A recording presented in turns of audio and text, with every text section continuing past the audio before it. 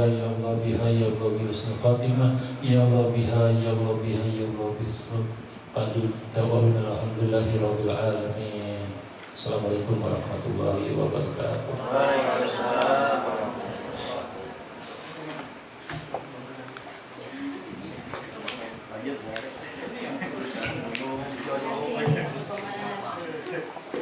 Sambil menunggu Haji Jun dan Jamal, gue di ini ya, semuanya stay home, saya bisa.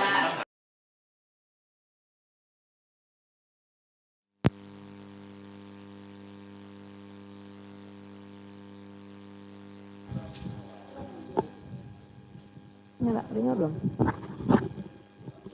Tes, tes, tes, tes, tes, tes satu.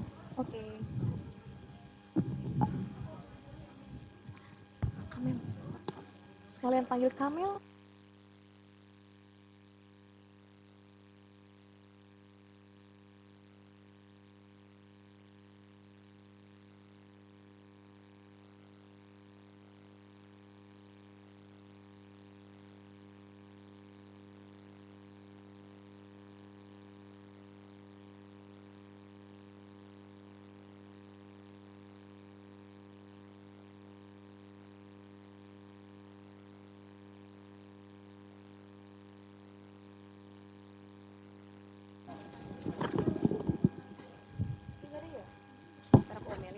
Tes satu dua, tes satu dua.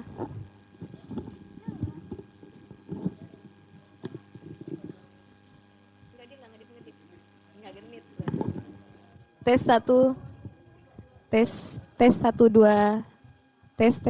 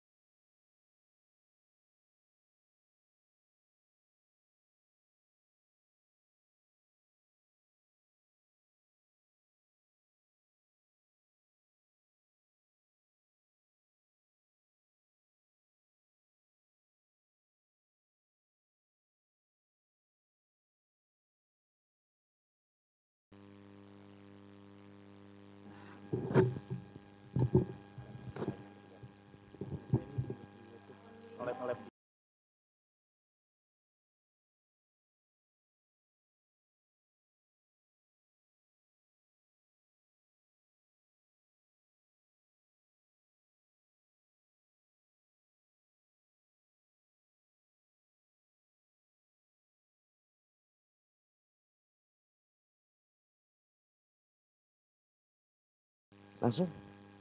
Oke. Ya? Oke.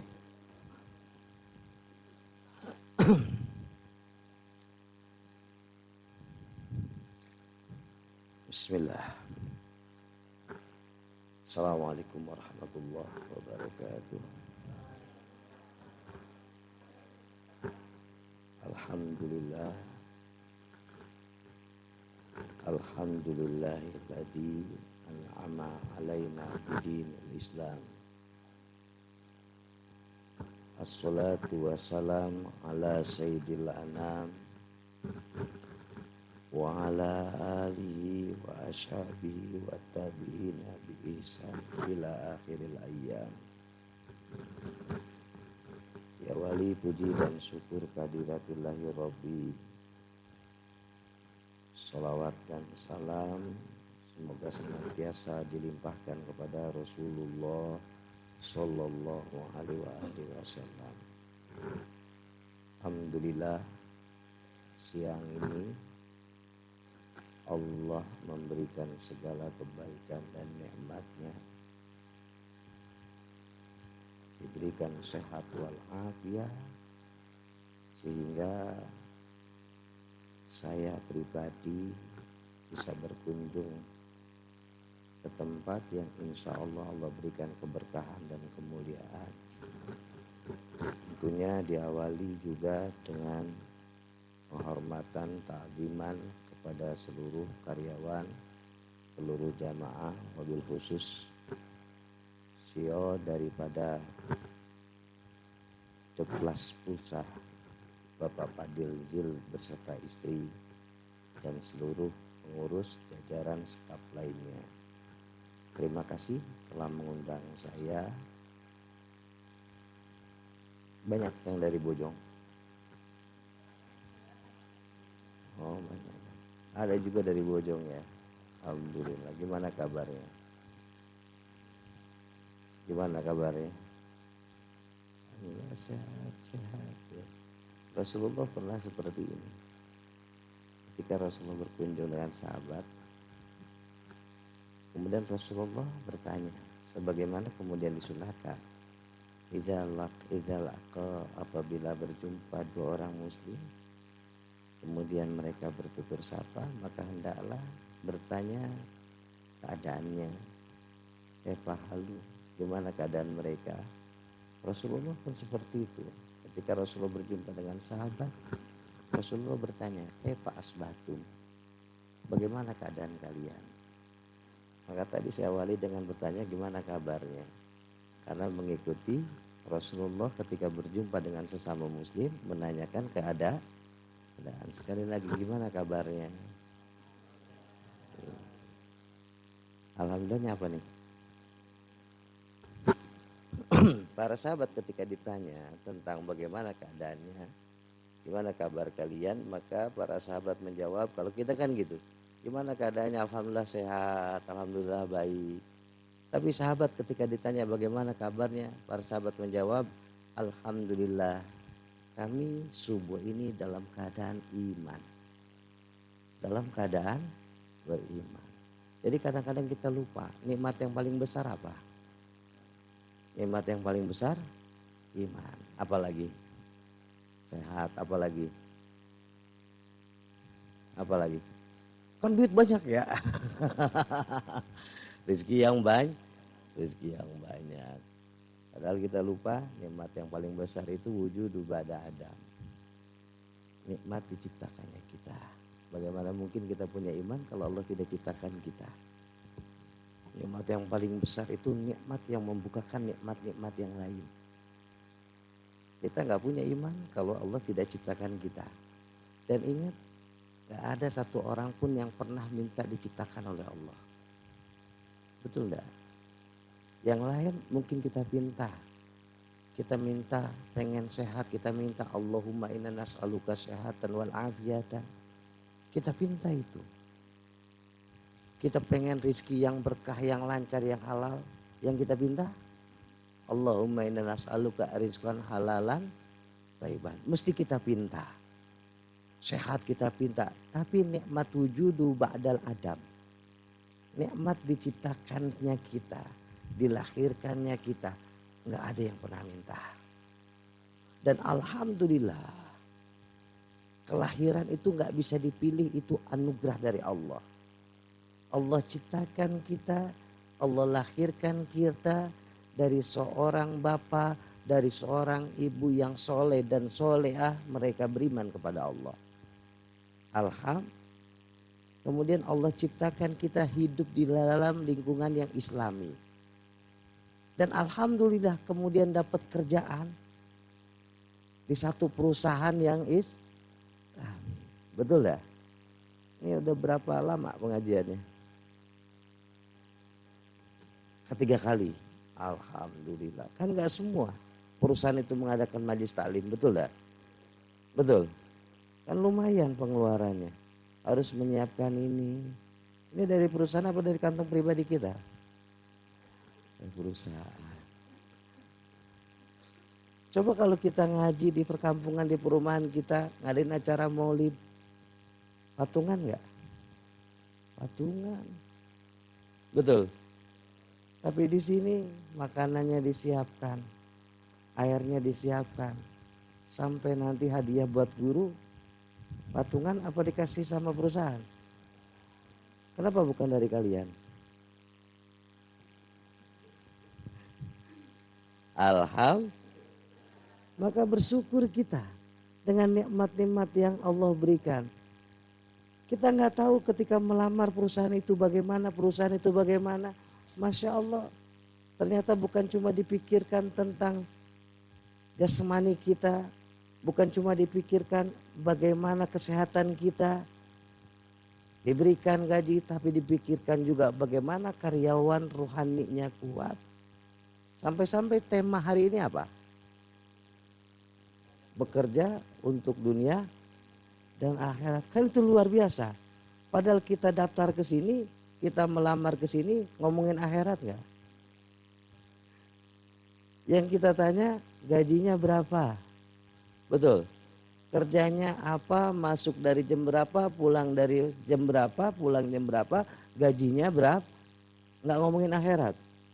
Mau kalau saya nanti sebutkan ya sudah jangan digaji, yang penting nanti masuk surga, mau enggak?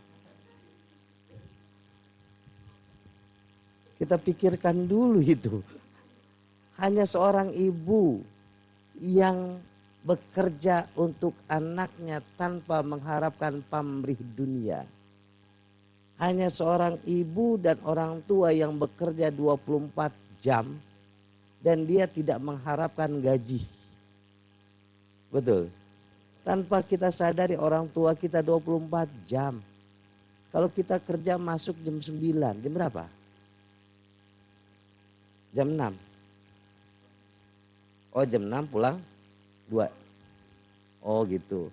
Oca masuk jam berapa? Oh ini lain lagi nih urusannya nih. Oh lain lagi. Oh beda. Nah, makanya saya tanya. Tadi jam 9:30 baru bilang. Ah sudah di kantor. Enak ya. Oh ini lain ini. Ini bagian apa namanya? Kerohanian. Marawis. Alhamdulillah. Masya Allah wasilah beliau, wasilah Ocha kita bisa kenalan. Mudah-mudahan perjumpaan kita perkenalan yang Allah ridhoi. Dan mudah-mudahan memberikan manfaat. Kemudian para sahabat sekalian, ada nikmat-nikmat yang Allah berikan tanpa kita usaha. Tanpa kita pinta. Ada nikmat yang memang harus ikhtiar. Dan alhamdulillah tema hari ini bekerja untuk dunia dan akhirat. Karena Rasulullah mengajarkan untuk kebahagiaan dunia dan akhirat. Perhatikan, Rasulullah tidak pernah mengajarkan umatnya menjadi orang yang hina. Betul enggak? Rasulullah tidak pernah mengajarkan umatnya bersedih. Rasulullah tidak pernah mengajarkan umatnya mengeluh. Gak ada satu ajaran Rasulullah agar umatnya menjadi orang yang hina. Adalah kemuliaan yang Rasulullah ajarkan. Adalah kebahagiaan yang Rasulullah ajarkan. Percaya. Gak ada satu ajaran Rasulullah yang menyampaikan umatnya menjadi hina. Perhatikan. Barang siapa yang berpegang teguh dengan ajaran Rasulullah, jaminannya dia mesti bahagia. Itu satu keniscayaan. Karena puncak daripada ajaran Islam, bagaimana umat Islam itu, umat Rasulullah hidupnya senang. Hidupnya senang, bahagia. Seseorang yang konsisten memegang ajaran Rasulullah mesti hidupnya bahagia. Maka ketika seseorang betul mengikuti ajaran Rasulullah, maka akan susah, akan sulit kita mencari umat Rasulullah yang mukanya sedang galau, yang mukanya asam, yang mukanya lagi pusing. Ya. Ini buat orang yang serius, konsisten memegang ajaran. Coba ada nggak ajaran Rasulullah agar kita ini pusing? Nggak ada. Tapi yang diajarkan oleh Rasulullah, bagaimana seseorang bisa menjalani hidup yang penuh masalah, yang penuh persoalan. Apakah Rasulullah ketika hidupnya enggak dapat ujian, enggak ada ujian yang lebih besar kecuali kepada Rasulullah. Tapi apa pernah kita dengar satu riwayat? Apa kita pernah dengar satu hadis atau keterangan siapapun pernah Rasulullah datang kemudian Rasulullah lagi bete? Enggak. Mesti Rasulullah ketika berjumpa dengan seseorang terhias di bibirnya senyuman. Bisa jadi. Apa enggak pernah Rasulullah bermasalah dengan istrinya? Pasti pernah. Rasulullah pernah ditinggalkan oleh Sayyidina Ibrahim, istrinya, Siti Khadijah dan anak-anaknya.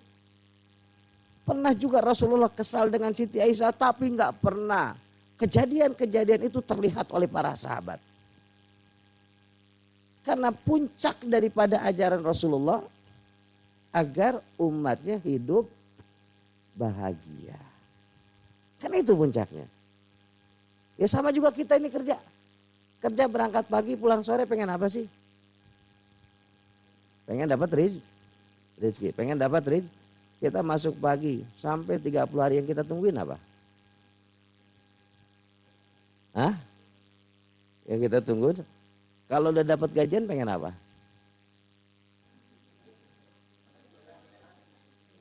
Ketika kita sudah punya uangnya nih, kita pengen apa? Pengen jalan.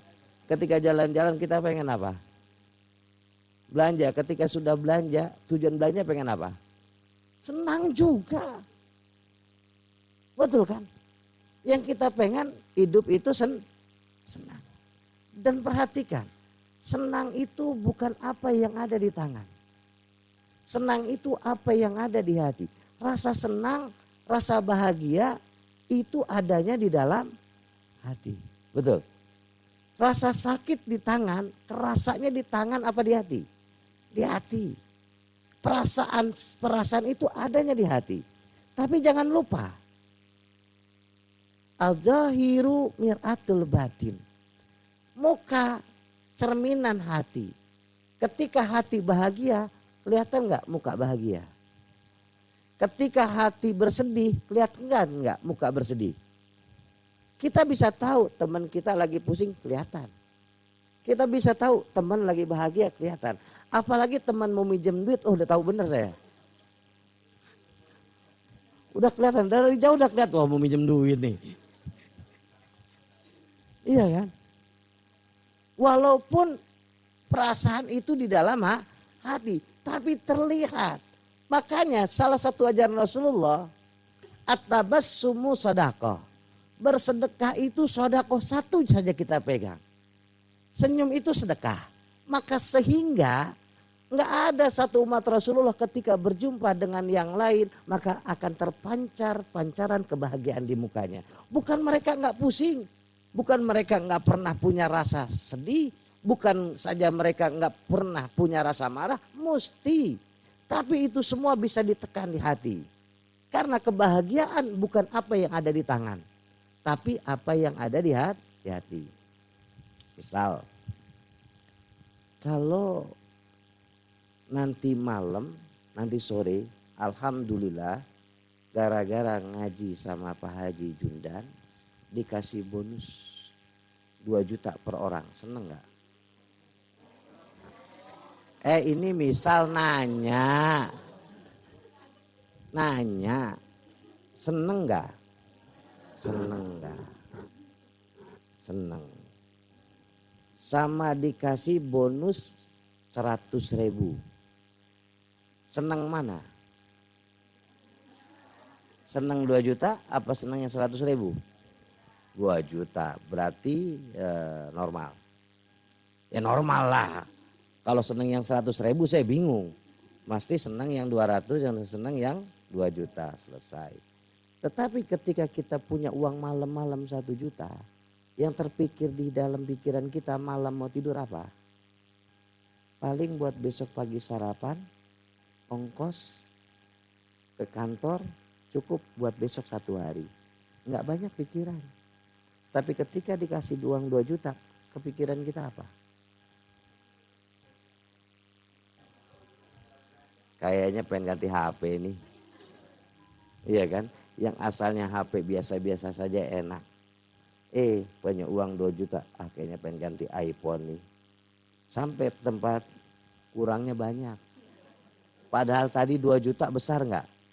Senengnya bukan main. Tapi pas ke counter kurangnya banyak enggak?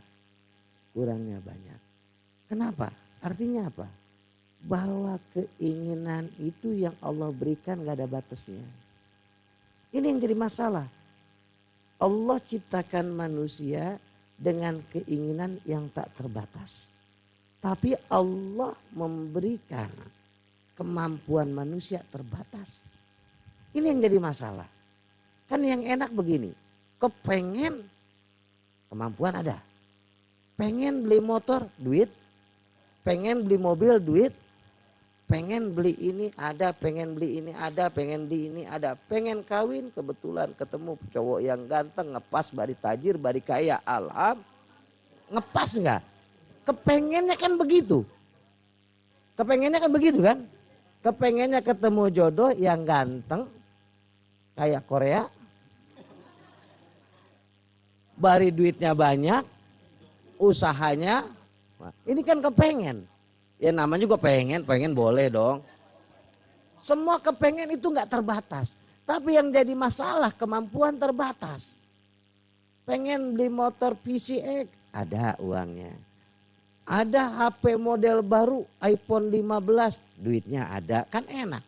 Yang repot punya kepengen duit, itu masalah. Makanya Allah berikan anugerah buat kita, diberikanlah akal yang agar mampu bisa menekan keinginan kita. Kalau urusan pengen, luar biasa, nggak ada batasnya. Maka hanya orang-orang tertentu yang punya keinginan tidak terbatas. Ada. Punya kepengen nggak terbatas. Ada nggak? Punya kepengen nggak terbatas, kemampuan nggak ada. Pernah ngedengar? Kepengennya nggak terbatas, kemampuan malah nggak terbatas juga. Ada, cuma Superman doang. Betul? Mati. Terus, tapi kedengeran kan nggak pakai ini juga kan? Lanjut aja ya. Cuma Superman yang punya kemampuan nggak terbatas. Tapi yang lain Allah berikan dengan kemampuan terbatas. Maka Allah berikan akal buat kita. Karena hati-hati ketika seseorang mempunyai keinginan tidak terbatas, maka terjadilah nih yang jadi masalah.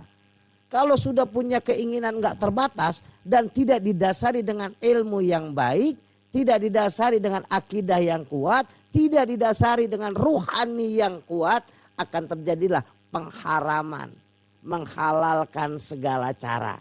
Kenapa? Karena dia punya kepengen tidak terbatas, sedangkan kemampuan terbatas. Akhirnya bekerjanya penuh dengan khianat, penuh dengan dusta.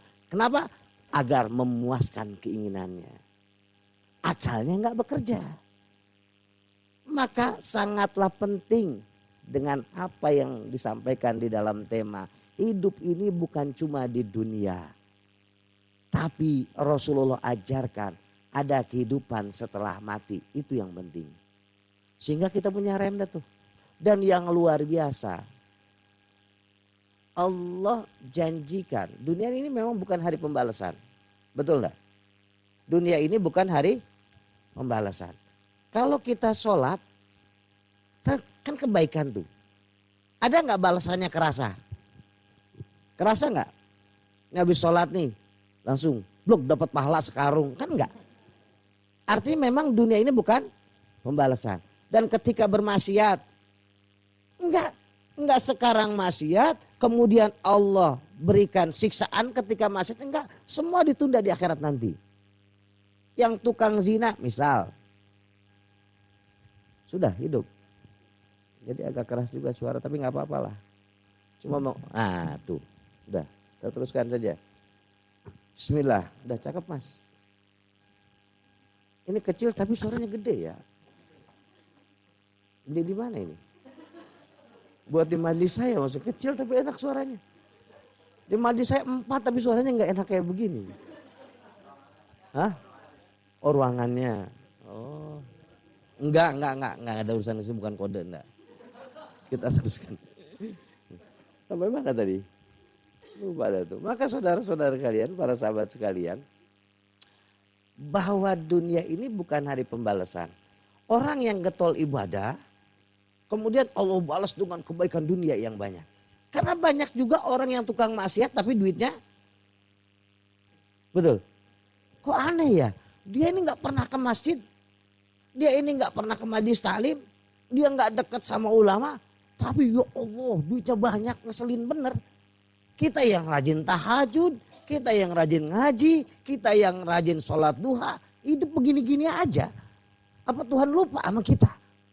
Karena memang dunia bukan hari pembalasan. Ditunda semua nanti. Oleh karenanya dunia ini bukan hari pembalasan tapi jangan lupa. Terkadang Allah berikan bonus di dunia. Terkadang Allah berikan bonus. Rajin sholat duha. Suka sholat duha? Terus suka baca surat Waqiah? Tujuannya apa? Sholat duha itu agar dimudahkan surat Waqiah agar siapa bilang sholat duha biar gampang rezeki? Ada ibadah yang diharuskan kemudian dianjurkan sehingga dengan ibadah tersebut Allah berikan dunia? Kan enggak. Ibadah ini bukan untuk urusan dunia. Kenapa kita punya pikiran duha itu jadi urusan duit? Saya juga bingung dari mana awalnya. Tapi udah identik sama kita sholat duha itu urusan rezeki. Betul? Iya kan? Kok aneh? Ada satu ibadah yang Allah perintahkan kepada Rasulullah tujuannya urusan dunia. Padahal dunia bukan tujuan di dalam kehidupan. Siapa yang mulai-mulai itu? Sholat duha jadi urusan duit. Karena di dalam doanya inna duha duhauka wa baha bahauka wa jamala. Wah hafal sama berarti urusan duit juga. Kalau sholat duha doanya sampai hafal. Allahumma inna duhauka wa baha bahajuka wa jamala jam. Ustaz juga sama lah, iya sama lah. Karena memang sholat duha itu kata Rasulullah. Ketika masuk subuh, ruku' irka'i sodakoh, ruku' kita sodakoh, sujud kita sodakoh, semua menjadi sodakoh. Dan ingat as-sodaku tutajibu rizqo. Dan juga hadis yang menerangkan, tentu di dalam sholat duha ada penuh keberkahan. Tapi hati-hati, jangan sampai ibadah kita niatnya dunia. Itu yang jadi salah. Ada yang rajin mendawamkan sholawat. Sampai ada sholawat yang disebut sholawat duit, sholawat nariah. Sholawat tuh, ini kadang-kadang saya lucu juga kok bisa sholawat jadi sholawat uang. Iya kan? Gini, kalau kita gaji misal sekian ratus rupiah satu bulan. Kemudian terkadang diberikan bonus 50%. Sekali lagi, satu bulan kita dapat gaji sekian ratus rupiah. Kemudian dapat bonus setiap bulan 50%. Kita berharapnya gaji apa bonusnya? Setiap hari nih kita kerja, berangkat pagi pulang sore. Kita dapat gaji satu bulan itu sekian ratus rupiah misal. Atau sekian ratus dolar biar banyakan lah. Sekian ratus dolar. Kemudian setiap bulan suka dapat bonus. Kalau bonus kan nggak ini. Nggak nentu berapa aja. Dan ketika kita setiap hari kerja, kita berharap bonusnya apa berharap gaji tetapnya? Oh berarti kalau berharap bonus gaji tetapnya nggak usah dikasih.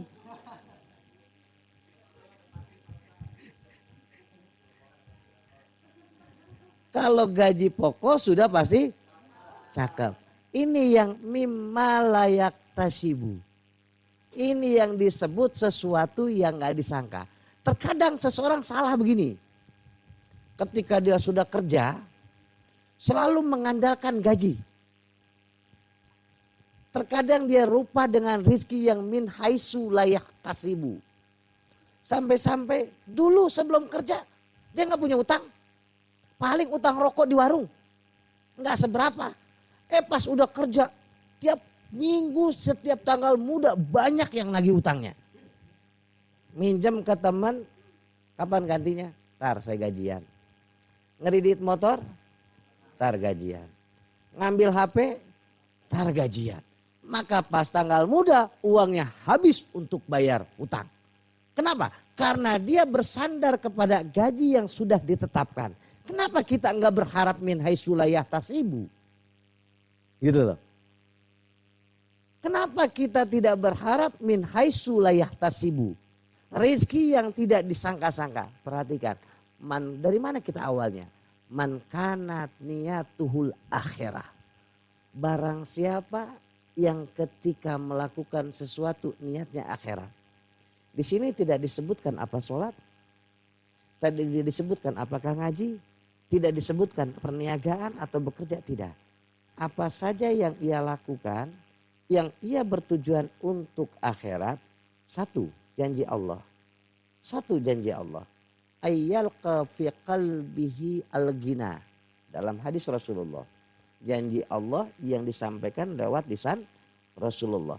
Yang pertama Allah akan memberikan kekayaan di dalam hatinya. Kecukupan. Ini puncaknya iman. Puncak iman bertawakal kepada Allah. Merasa cukup dengan apa yang Allah kasih. Oh ternyata kaya itu bukan apa yang ada di tangan. Tapi kaya itu apa yang ada di hati. Kalau kaya itu disandarkan dengan apa yang ada di tangan. Berapa banyak orang yang kaya bunuh diri. Betul? Kenapa dia sampai bunuh diri padahal hartanya banyak. Berarti dia gak bahagia dengan apa yang dia punya. Uang yang begitu banyak tidak memberikan kebahagiaan. Tapi kebahagiaan apa yang ada di hati. Sekali lagi ajaran Rasulullah itu mengajarkan umatnya agar hidup bahagia. Salah satunya bagaimana merasa cukup dengan apa yang Allah berikan. Gimana caranya merasa cukup dengan apa yang Allah berikan? Ini anugerah yang Allah berikan kepada orang-orang yang Allah cintai. Kemudian diberikan, diselipkan di dalam hati kita. Sehingga merasa senang dengan apapun yang ia miliki. Itu yang paling penting. Buat siapa? Man kanat niyatuhul akhirah. Mereka yang bekerja untuk menggapai hasil di akhirat nanti. Allah enggak ngajarin bahwa manusia harus hanya mengejar dunia, mengejar akhirat. Tapi yang diajarkan oleh Rasulullah bagaimana dunia dijadikan wasilah untuk menggapai akhirat. Uang yang kita dapat, rezeki yang Allah berikan dijadikan kendaraan untuk menggapai akhirat. Itu yang cakep. Sehingga ini yang dinamakan keberkahan. Ada yang tahu berkah artinya apa? Ada yang tahu? Berkah itu ziyadah wan numu. Bertambah dan bertumbuh. Jadi kalau kita punya uang 100.000. Ya bang 100.000. dapat rezeki 100.000. Kemudian kita bawa ke warung, kita belikan tempe. Tempe mentah. Berapa harga tempe mentah itu? Satu potong. Ini 2,5, ini 5.000. Oh yang kecil. Berarti kalau kita beli 20.000 dapat 4. Kita potong-potong kecil-kecil jadi berapa kira-kira? Banyak dah. Iya kan? Kalau misalnya yang 5.000 ini jadinya katakan 30 biji. Kalau 4 20.000, 4 30 kali 4 berarti 200 120.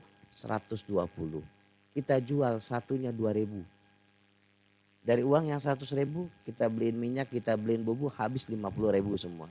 Kita buka warung, kita jual. Yang modalnya cuma 30.000 berubah jadi 2.000 kali 120.000, 240. Itu dari uang yang 30, itu namanya berkah. Rizki yang Allah berikan membuka kebaikan-kebaikan selanjutnya. Tuh cari. Rizki yang Allah berikan membuka nikmat-nikmat selanjutnya. Itu yang namanya berkah. Punya uang 100.000. Kemudian dipakai main lotre. Dapat slot sekarang ya.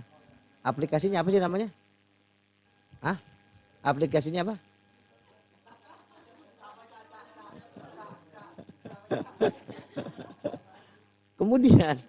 Kemudian dapat yang akhirnya 100.000 berubah jadi 10 juta.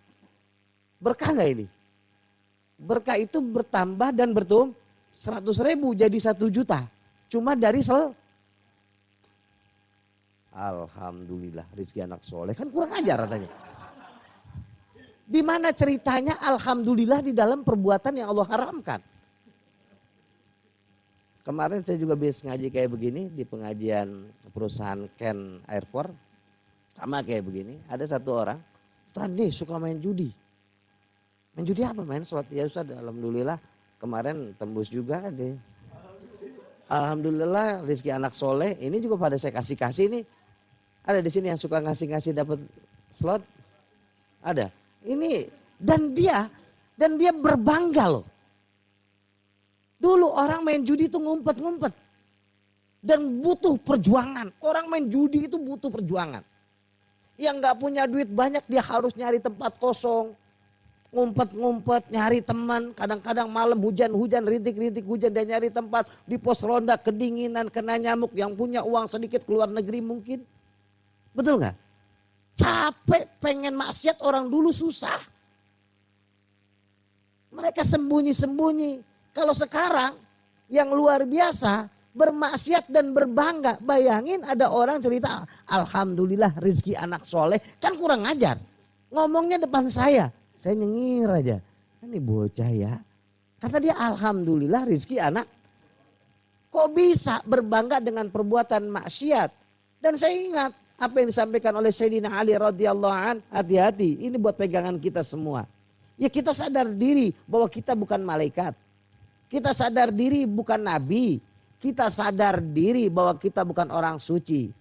Kita tempatnya berbuat dosa. Kita tempatnya berbuat maksiat. Dan banyak perbuatan dosa yang kita lakukan. Tapi minimalnya kata Sayyidina Ali. Jangan pernah merasa bangga dengan perbuatan maksiat. Hati-hati. Karena dosa maksiat yang dikerjakan. Dalam bentuk perbuatan yang Allah haramkan didasari dengan sahwat turja gufronuha. Dia bakal dekat untuk diampuni. Bakal dekat untuk dimaafkan. Tapi perbuatan dosa maksiat yang ditimbulkan dari rasa kebanggaan. Maka jauh daripada ampunan Allah. Wal'iyazubillah. Kenapa? Karena bagaimana mungkin dia akan merasa akan bertaubat kepada Allah kalau dia gak merasa salah. Ya kita sadar bahwa kita ini bukan malaikat pasti ngerjain salah. Maka minimalnya jangan ngerasa bangga dengan perbuatan dosa. Kalau perlu kita sembunyi-sembunyi. Gitu. Jangan bangga dengan perbuatan maksiat. Banyak gak maksiat sekarang ini perbuatan dosa dan orang yang berbangga-bangga dengan perbuatan dosa tersebut. Wah dipajangin. Dimasukin di status, dimasukin di TikTok. Ya kan joget-joget, dia buka auratnya. Bangga gak dia? Dia bangga, membanggakan, membukakan aurat padahal itu perbuatan dosa. Kalau kita pengen boleh silakan. Lihat orang-orang kayaknya cakep gitu, ya udah silakan masuk ke kamar, nggak ada yang ngelihat, di kaca sendiri aja joget. Yang penting nggak ada yang tahu. Yang penting kagak ada yang tahu. Sembunyi-sembunyi. Kalau kita pengen main judi silakan sembunyi-sembunyi aja. Jangan ada orang yang tahu. Dosa adalah urusan kita dengan Allah. Yang jadi masalah ketika diketahui oleh orang lain, maka menjadikan contoh yang buruk buat yang lain. Itu yang jadi masalah. Ada pertanyaan nggak biasanya? Hah? Saya dikasih waktu berapa lama?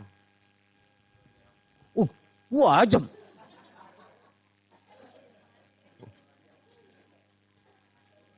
Iya, Cak. Saya biasanya ngaji berapa jam kalau di Bojong, Cak? Saya buka taklim itu jarang lama. Seberapa jam, 10 menit, 15 menit, 20 menit selesai. Biasa saya itu membahas tak, udah selesai. 1,5 jam. Serem. Kemudian saudara-saudara sekalian kembali. Man kanat niyatul akhirah. Barang siapa yang selalu melakukan perbuatan untuk akhirat, ini bahayanya. Bahayanya, ini satu anugerah buat kita tapi berbahaya. Berbahayanya apa? Rasulullah umumkan apapun perbuatan kita bisa jadi nilai ibadah. Sehingga harus dikatakan man kam min amalin yatasawwaru bi amali dunia summa yasiru bi amalil akhirah bi husni niyat. Ternyata bukan cuma harus kita sholat.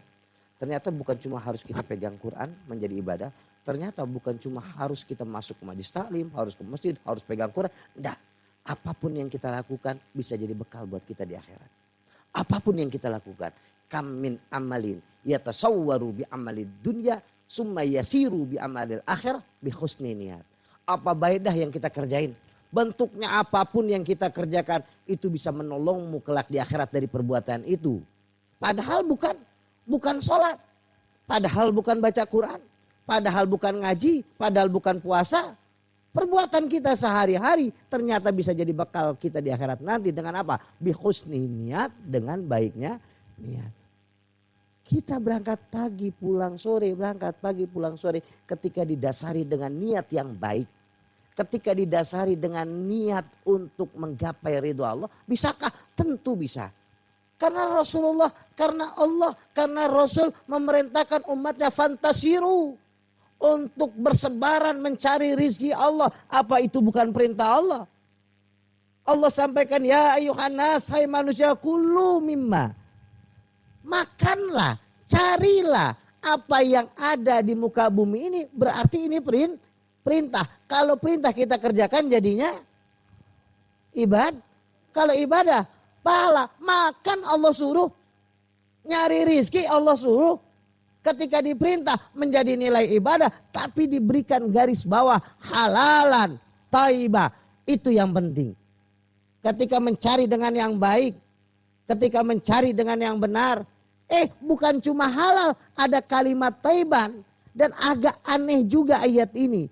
Biasanya kalau perintah yang nilainya ibadah diawali dengan ya ayyuhalladzina amanu, hai orang yang beriman. Tapi kalau urusan madang, urusan makan, urusan nyari rizki, Allah sampaikan ya ayuhan nas. Berlaku kepada seluruh manusia, siapapun kalian, agama apapun kalian, ketika berusaha, ketika bekerja, harus yang baik, harus yang halal, harus yang bermanfaat. Ada halalan, ada thayyiban, siapapun kalian, agama apapun kalian. Karena Allah perintahkan, bukan ya ayyuhalladzina amanu. Paham gak tuh? Paham gak?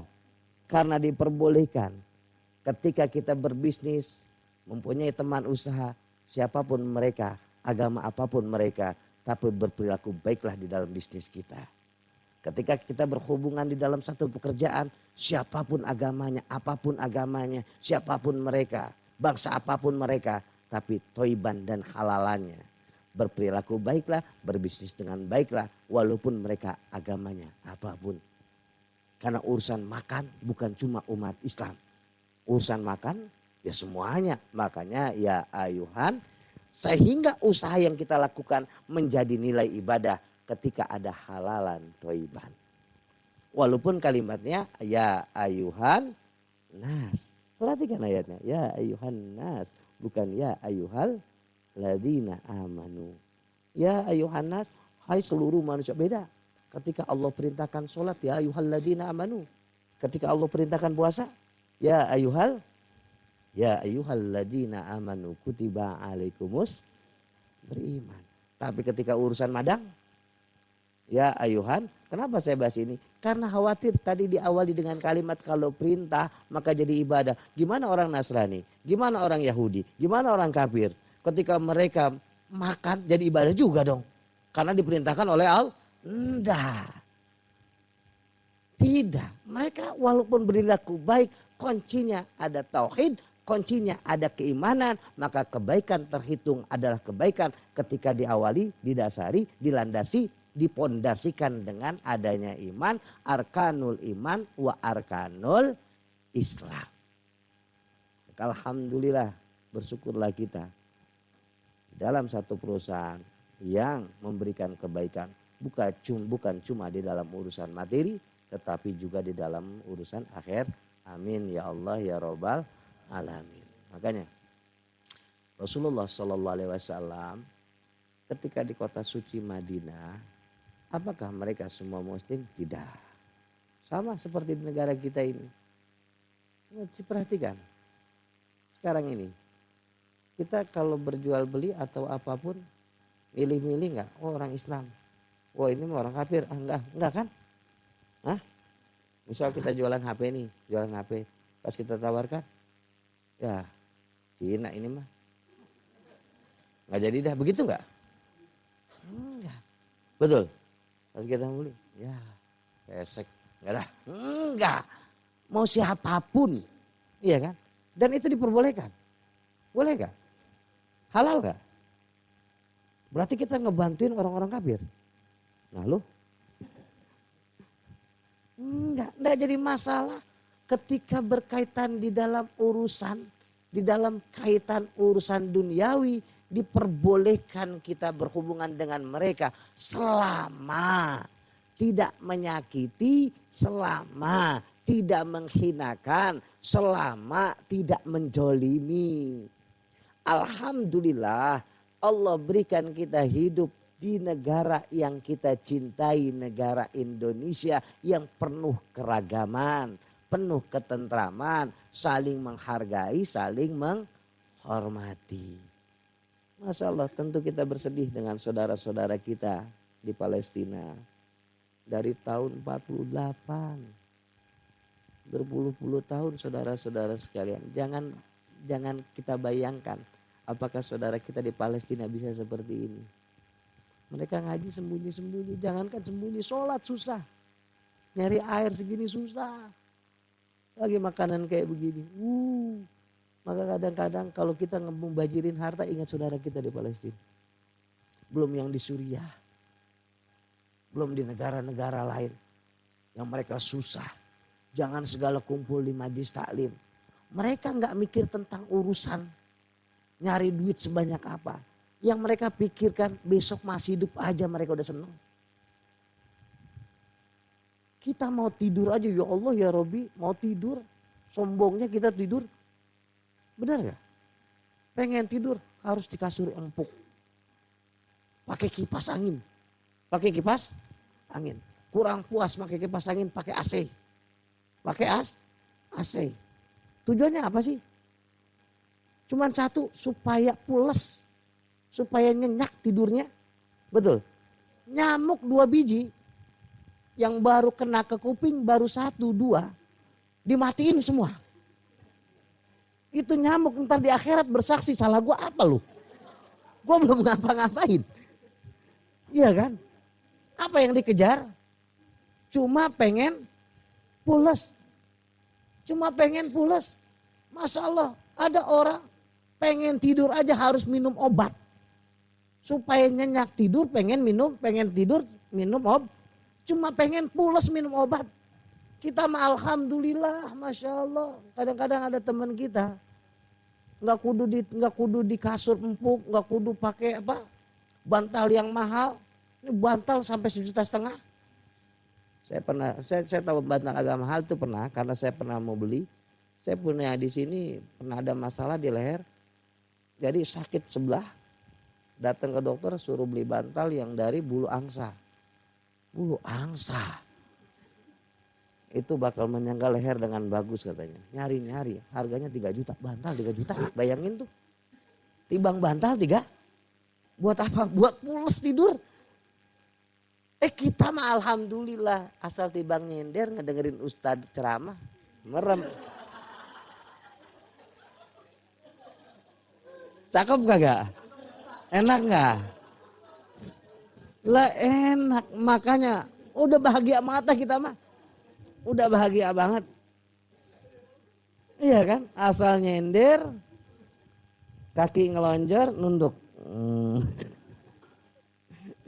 Masya Allah, saya kira cukup ya, udah asar ya, udah kedengeran asar. Ada pertanyaan, saya kasih waktu seperempat jam. Bebas saja mau tanya-tanyanya, nanti kita lanjutkan dengan diskusinya. Silakan.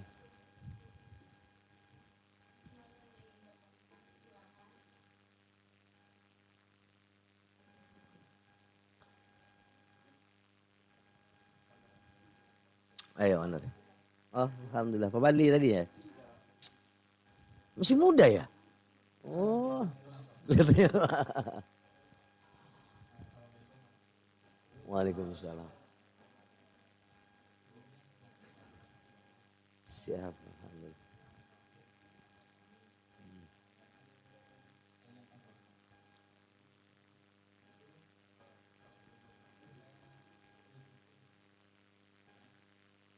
Iya, iya.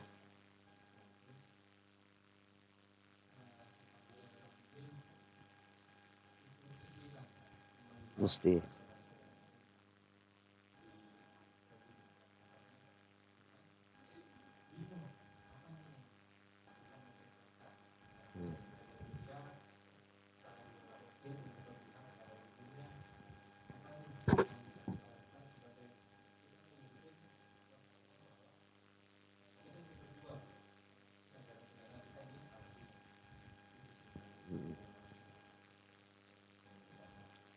Waalaikumsalam warahmatullahi wabarakatuh. Sebetulnya bukan cuma di Palestina. Al-Imam Al-Habib Abdullah bin Alawi Al-Haddad menukil daripada sabdanya Rasulullah. Ketika kalian temukan saudaramu yang di dalam kesulitan atau kesibukan. A'anta, maka tolonglah. Tolonglah dengan apa? Dengan kemampuan yang kita miliki. Katakan contohnya sekarang Palestina. Kemampuan apa yang bisa kita berikan pertolongan? Kalau memang kita bisa berangkat berjihad, kita mampu untuk melakukan, silakan. Membantu kepada sesama adalah kewajiban. Tentu tidak, kita punya kesibukan di sini, kita punya anak. Ya sudah, materinya. Gak bisa juga dengan materi, tenaga gak bisa, materi gak bisa. Minimal bantuan doa, itu yang paling penting. Minimalnya tuh. Minimalnya ikut berempati, ikut bersedih, minimalnya kita mendoakan. Ini kadang-kadang, ya Masya Allah ya maaf, medsos juga kadang-kadang saya kurang seneng juga. Bukan kurang seneng, gimana ya namanya medsos. Udah ketahuan kita lagi diginiin, udah ketahuan orang-orang Palestina saudara kita lagi dihinakan, lagi dijolimi. Masih ada yang ngebelain Israel, kita bingung. Empatinya di mana gitu. Padahal notabene-nya ini orang Islam. Tapi seolah-olah menyalahkan orang Palestina. Minimal kita doakanlah, kita lepas. Apakah organisasi Hamas itu apa atau apa. Tapi yang pasti sekarang penduduk orang-orang Palestina, mereka beragama Islam atau siapapun mereka. Tentu di dalam kesulitan dalam segala hal. Ketika kita punya materi, bantu dengan materi. Cari yang apa namanya itu menyalurkan yang kita percaya. Karena hati-hati juga. Jangan-jangan kita kumpulin, nyangkutnya di Cengkareng lagi, nggak berangkat ke sono dia. Iya kan? Mana kita tahu. Maka nggak ada bukan, cari dulu. Cari mana yang betul-betul menyalurkan dengan benar. Kalau memang tidak, minimal istighosah, minimal dengan doa, minimal kita minta kepada Allah agar saudara kita di Palestina, siapapun mereka, yang ada di Palestina agar Allah berikan kemudahan, bisa melewati cobaan, melewati penganiayaan ini, diberikan kemenangan, ajilan bigairi ajal, ajilan bigairi ajal, diberikan kemuliaan, dikalahkan semua yang menghinakan, yang mendolim mereka, diberikan kemerdekaan. Amin ya Allah ya Rabbal. Minimal doain tuh habis tiap sholat. Minimal doakan. Karena walaupun bagaimanapun mereka adalah saudara kita, akhun fil Islam fillah. Mereka saudara kita di dalam agama Islam. Ada lagi yang mau tanya, silakan.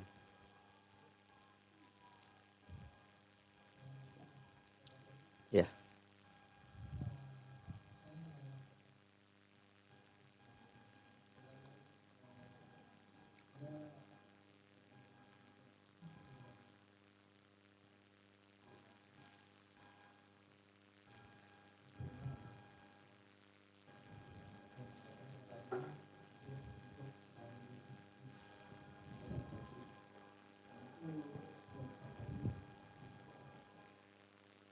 Ada.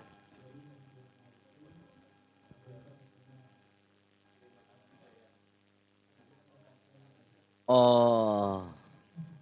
Iya, iya, iya, iya, iya, iya. Ada anjuran, ada gerakan membekot semua produk Israel.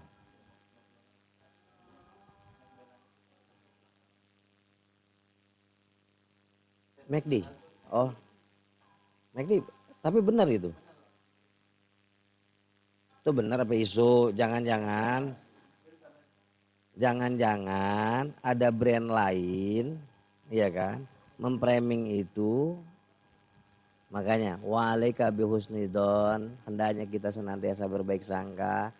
Kalaupun memang benar, misal benar, tentu kita diharamkan membantu perjuangan orang-orang kafir. Kalau memang benar. Tapi sebelum itu hendaknya berbaik sangka. Soalnya ini udah biasanya ada kadang-kadang ada bisnis juga, gitu kan, kayak kemarin di Paris ada orang yang menghinakan Rasulullah, terus ada gerakan, ada anjuran boikot produk Paris, ya kan, sama seperti sekarang. Ya kalau boikot produk Paris mah brandnya mahal semua loh, kita nggak boikot aja kita nggak beli, iya kan? Yang dikeluarin mereknya merek brand mahal semua. Saya pikirin, ini nggak disuruh boikot aja gue nggak beli. Ya memang kalau sekarang ini kan sampai Danone, ya kan? Danone, terus apa lagi? Aqua. Ya memang betul, selama masih ada produk lokal kita, sahabat-sahabat saudara kita, kenapa kita mesti beli yang lain? Tentu sangat-sangat bagus. Apalagi kalau misal ini nggak ada brandnya ya. Nah, iya. Iya, di Ples. Kalau memang ini buatannya buatan ini dan ada, ya sama juga gini lah, kita gampang aja. Kita punya saudara, adik kita punya usaha. Kita punya orang lain, punya usaha sama. Kira-kira kita ngebantu yang mana? Kalau saya sampai begini loh, saya lagi ngebangun ini majlis kemarin. Ada orang yang jualan material, ada orang yang jualan material. Cuma kadang-kadang yang jadi masalah, saudara kita, tetanggain kita ini kadang-kadang suka lebih mahal. Itu yang ngeselinnya. Benar gak? Kalau kita beli sono, wah dia orangnya begini-begini. Tapi murah. Kita harus bantu tetangga, bantu saudara. Mahal gimana bantunya gitu. Tapi saya enggak. Kita belanja yang di sana. Tapi kira-kira kalau cuma beda sekian rupiah nggak kenapa-napa karena dia adik kita. Karena dia saudara kita. Harus begitu tuh. Kalau cuma beda 1 rupiah, 2 rupiah, kenapa harus kita beli yang lain? Apalagi kalau kita tahu bahwa ini beli dia ini bakal jadi madarat buat kita. Kalau cuma beda 1 rupiah, 2 rupiah, kenapa harus bantu orang lain? Lebih baik saudara sendiri. Itu kan fitrah akal kita. Kan cara fungsi akal yang benar begitu. Gitu lah ya, gitu lah ya. Nah, itu kan banyak karena lagi rame nih. Nah, kayak begitu. Ya kembali, nggak kudu ngomongin itulah. Kalau saudara kita lagi susah kenapa harus bantu yang lain? Begitu aja gampang itu. Nggak kudu dibacain hadisnya. Nah, gampang-gampang aja. Ada lagi? Silakan.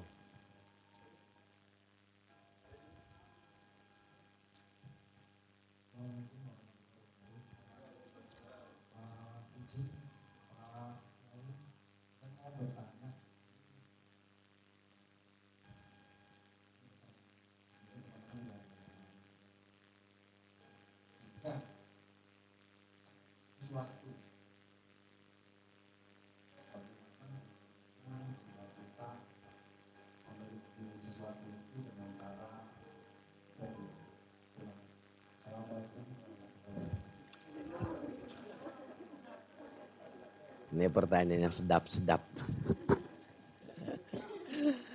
Ya, loh nggak baik ya tanya. Iya kan, Masya Allah. Nah kembali, ya mungkin kalau mau, saya cerita saya aja ya, cerita saya. Tapi mungkin nggak bisa diikuti. Saya punya prinsip dan ini diajarkan oleh guru saya, diajarkan oleh orang tua saya. Bersabarlah. Kalau memang masih bisa harus bersabar. Saya nggak pernah, saya pengen punya motor, saya nggak pernah ngeridit motor, maaf. Beli kalau sudah punya. Belum beli, saya masih bisa jalan kaki, saya masih naik sepeda, saya masih bisa pinjam, masih bisa pinjam.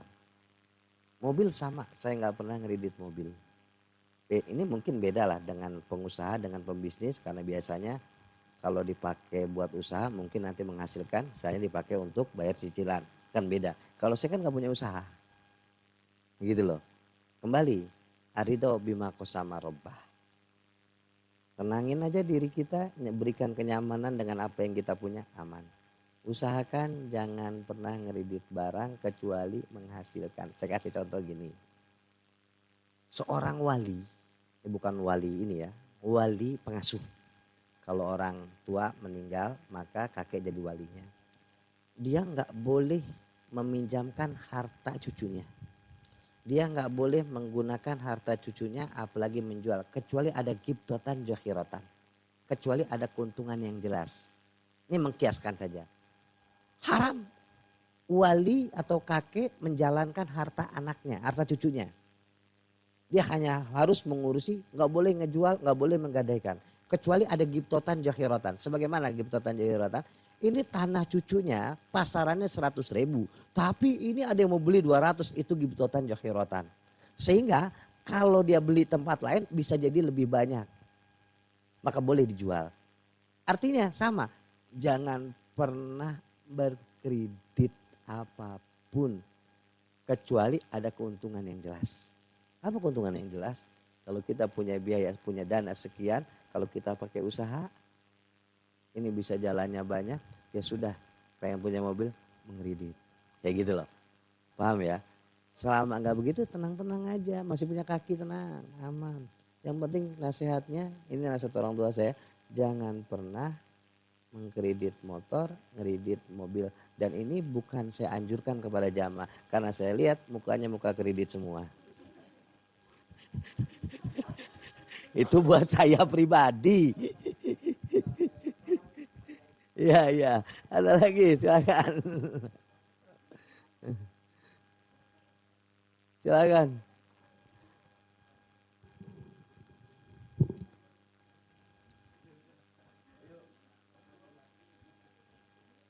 Enggak apa-apa, silakan.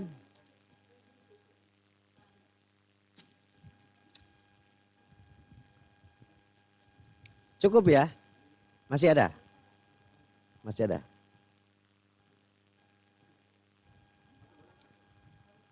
Ya silakan.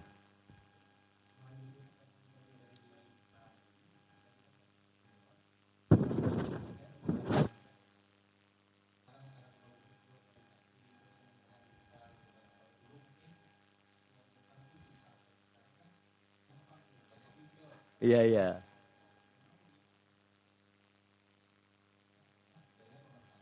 Nah.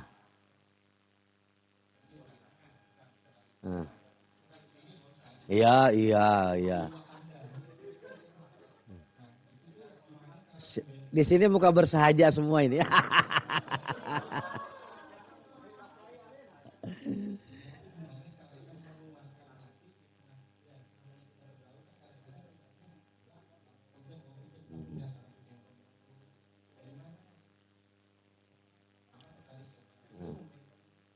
Ya.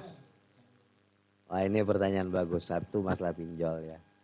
Luar biasa gimana nggak enak hidup di Indonesia. Nggak ada satu negara yang sampai promosi pingin nginjemin duit orang. Cuma di Indonesia. Saking baiknya orang Indonesia. Mau nginjemin aja mau ngutangin pasang iklan. Ada nggak di negara lain pasang iklan mau ngutangin? Katanya nyari pinjam di kita susah. Sebenarnya siapa bilang susah? Saya di HP ini kadang-kadang ada aja yang nawarin 300 juta limitnya. Ya Allah baik amat nih orang ya. Allah enggak itu bercanda ya Masya Allah. Jadi gimana? Tentang masalah gimana untuk membentengi hati kita. Tadi yang saya bilang. Aridho bima qasama rabbah. Berusahalah merasa senang dengan apa yang Allah berikan. Itu kuncinya. Akal yang Allah berikan gunakan. Gunakan sebaik-baiknya. Jangan cuma Allah berikan akal tetapi akal dikuasai oleh hawa nafsu. Kita bisa loh. Kalau bicara senang kita pengen kayak orang-orang yang keluar negeri setiap tahun. Kan pengen. Tapi akal kita bilang ya gak bakal bisa duitnya kagak. Berarti ada sadar diri ketidakmampuan. Betul gak? Kita persempit kemampuannya dengan HP. Pikir lagi kalau HP sekarang gue ganti, kan pengen ini, kan pengen ini. Malah ntar tahun depan udah pengen ngelamar, tahun depan udah pengen rumah tangga. Kan gitu, dipersempit. Maka kembali ridho bima qasama rabbah. Gini, para kekasih Allah mereka gak peduli dengan apa yang Allah berikan. Mau sakit, mau sehat, mau rezeki yang banyak, mau susah rezeki, semua diberikan oleh Allah. Betul gak? Kita sakit siapa yang ngasih? Yang ngasih sehat siapa? Yang ngasih duit banyak siapa? Yang ngasih susah megang duit siapa? Dan kita cinta gak sama Allah? Cinta gak sama Allah? Ini cintanya bingung-bingung nih. Ya, gitu.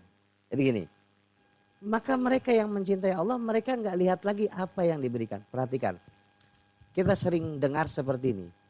Dunia itu cobaan, betul? Dunia itu cobaan dan ujian. Kalau lulus maka naik derajat. Namanya ujian, cobaan mesti harus kita lewati. Berarti materi yang banyak ini dunia, materi yang banyak adalah ujian, cobaan, materi sedikit juga ujian dan coba. Maka kita tidak lihat apa yang Allah berikan besar seperti apa, tapi yang kita lihat siapa yang memberikan. Saya ceritakan seperti ini.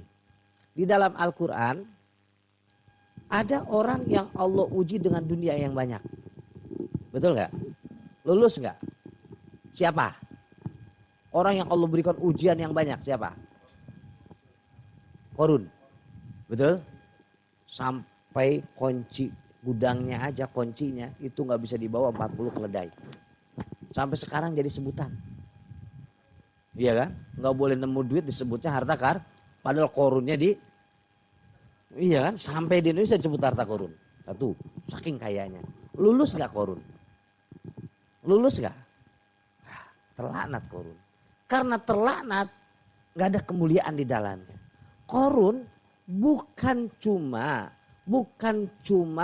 melakukan perbuatan jelek pelitnya. Tapi korun juga banyak kebaikannya. Salah satu murid Nabi Musa yang paling pintar sehingga dikatakan korun itu Tauratnya berjalan. Di otaknya penuh kitab Taurat. Pintarnya bukan main. Dan kaya luar biasa karena kepintarannya. Tapi karena terlanat, setiap disebutkan nama korun yang terlintas di benak kita, keburukannya. Betul gak? Misal, ini ada orang kaya banget, sukses, berhasil. Kaya, kita bilang, mantep ente sukses kayak korun. Ngambek gak kira-kira? Padahal maksud kita kesuksesannya. Bukan pelitnya, bukan. Yang maksud kita kesukses, hebat ente kayak korun. Ngamuk dia. Sama, Fir'aun enggak semuanya jelek. Fir'aun itu raja yang sukses. Yang bisa mensejahterakan masyarakat. Tapi Allah laknat. Ketika sudah Allah laknat. Ketika disebutkan nama Fir'aun. Terlintas di benak kita. Raja yang raja yang berkhianat. Padahal masyarakatnya hidup makmur. Ada Pak Lurah. Ada gubernur, ada presiden. Presiden sukses kok Fir'aun. Ngambek ke presiden kita? Ngambek. Kenapa? Karena Allah laknat. Dan mereka gagal. Ujiannya dunia. Gimana ujiannya kalau bentuk musibah? Dan mereka ridho. Lihat. Nabi Yusuf alaihissalam. Gimana gak susah hidupnya? Dari mulai kecil dibuang. Yang ngebuangnya siapa?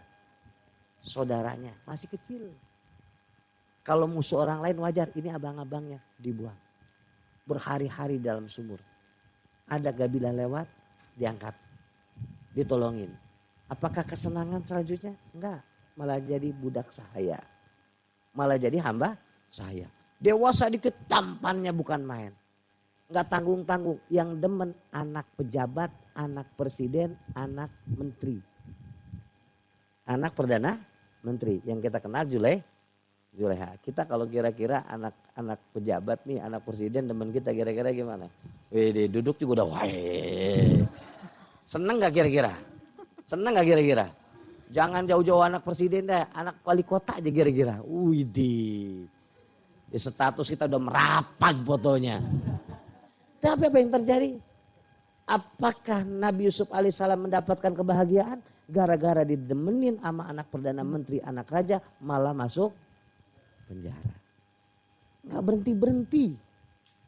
Lulus Nabi Yusuf alaihissalam dengan cobaan yang begitu banyak. Berhasil dimuliakan Nabi Yusuf alaihissalam. Sehingga siapapun menginginkan seperti Nabi Yusuf. Sampai belum lahir seorang anak udah didoain semoga kayak Nabi Yusuf. Betul gak?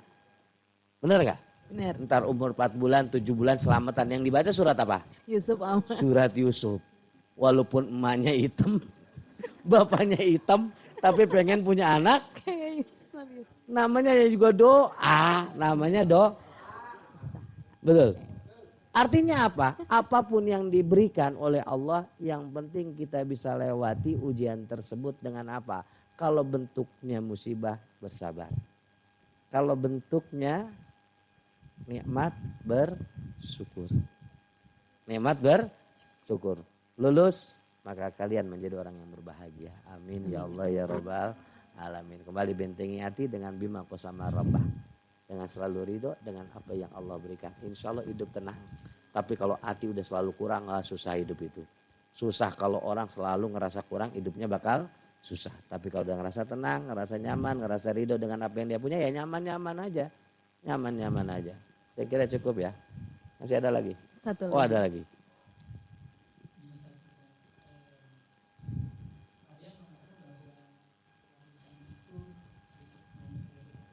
Ya silakan. Ya.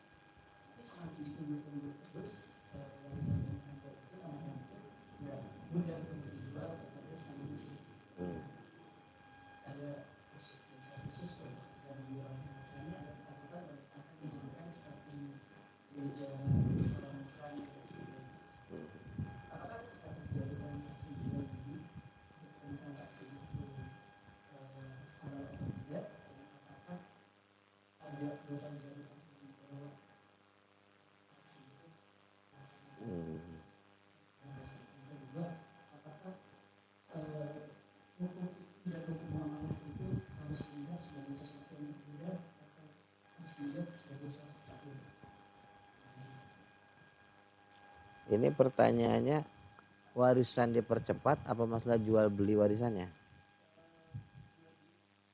Soalnya kan didasari dengan warisannya kan, itu kan panjang warisan. Jadi yang ditanyakan, ya begini aja lah.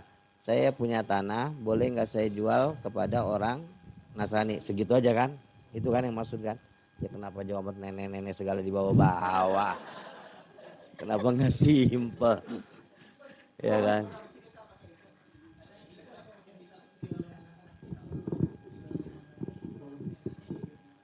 Wah iyalah begitu pasti. Jadi gimana kalau kita ngejual sesuatu kepada orang non muslim, kepada orang kafir. Bolehkah kita menjual sesuatu kepada orang Nasrani atau siapapun mereka yang di luar agama Islam? Boleh. Selama bukan untuk memudaratkan kepada umat Islam. Misal, boleh nggak kita ngejual besi kepada orang kafir? Boleh.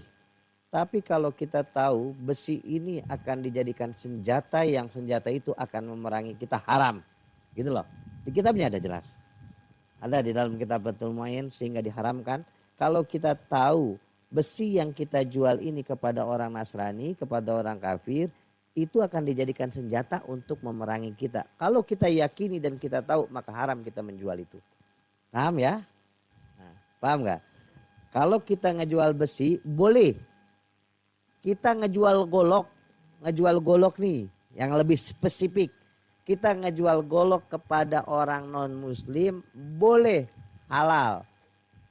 Tapi kalau kita tahu golok ini ternyata akan digunakan untuk membunuh saudara kita, haram kita jualnya. Paham? Nah, ini kan agak ini ya, kalau rumah ibadah ini tinggal gitu aja. Nah, terus yang kedua apa tadi?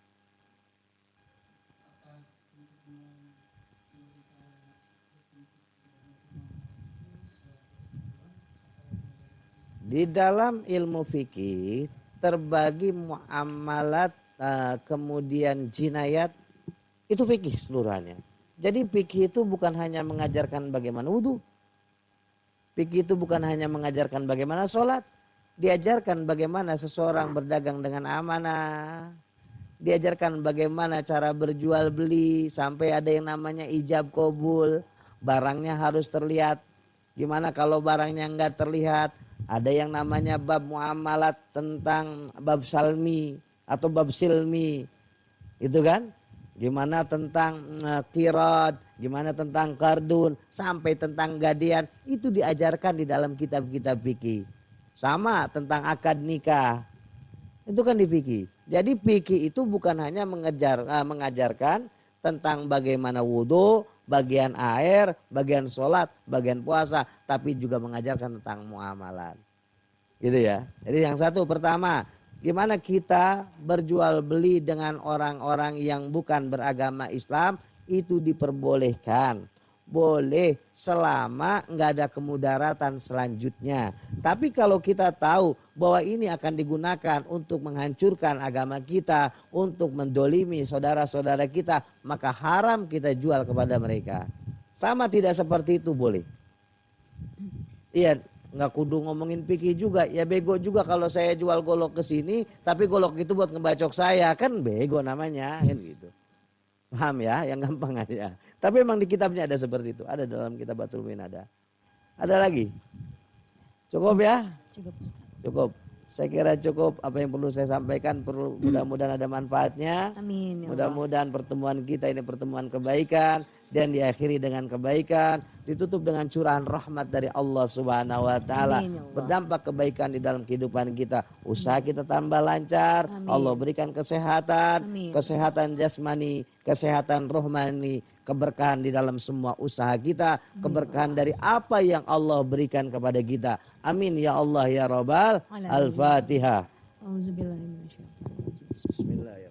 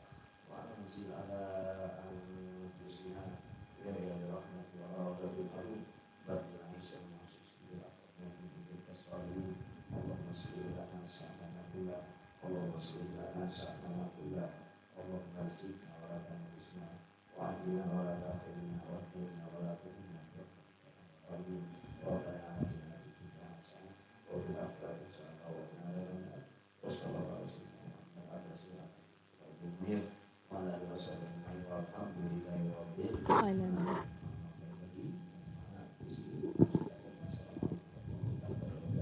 Waalaikumsalam warahmatullahi